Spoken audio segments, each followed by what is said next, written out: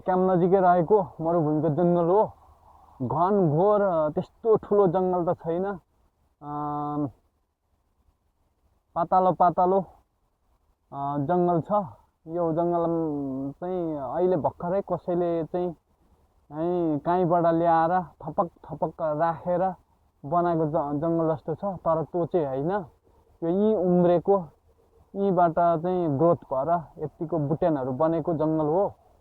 यी छुट्टा छुट्टै बिचबिचमा बालुवाहरू देखिरहेको छ, टपक टपक बसेको छ।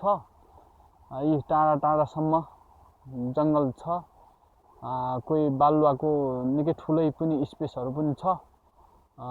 यो यहीँ उम्रेको, यहीँबाट ग्रोथ भएको जङ्गल हो। यो सुरुमा त अब यहाँ मसिनो बिरुवाहरू लाएर ग्रोथ गरेको हो।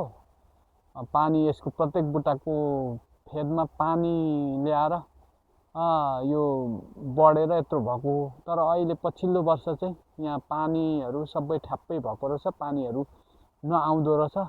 तर पनि चाहिँ यो जङ्गल हरियो छ, बाँचिरहेको छ, सर्भाइभ गरिरहेको छ।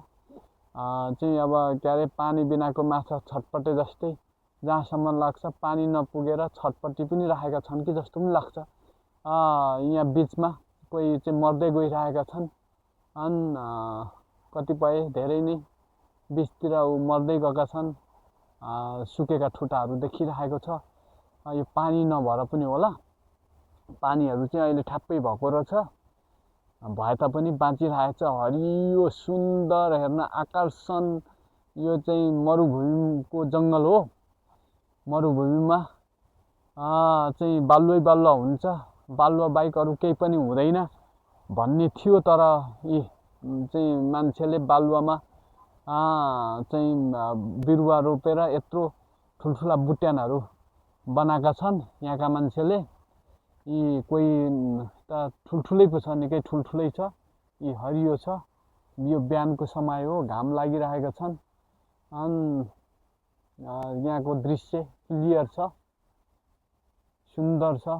यस मरुभूमिको ठाउँ भएको ठाउँमा यो जङ्गल हेर्न पाइन्छ, आनन्द लाग्छ। यो जङ्गलमा चराहरू पनि पाउँछ, चराचुरुङ्गीहरू पनि पाउँछ।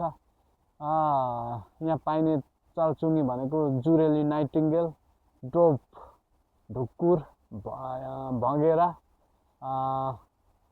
अनि यस्ता वनकुखुरा जस्तो मसिना कुखुराहरू पनि कुदी हिँड्ने, अनि छोटो छोटो उड्न सक्ने खालका पनि पाउँछ। यी जुरेली नजिक आएर पनि कराइरहेको छ। सुन्दर छ, आनन्द छ, शान्त छ, हरियाली हेर्न पाइन्छ, इन्जोय भइरहेको छ। जे होस्।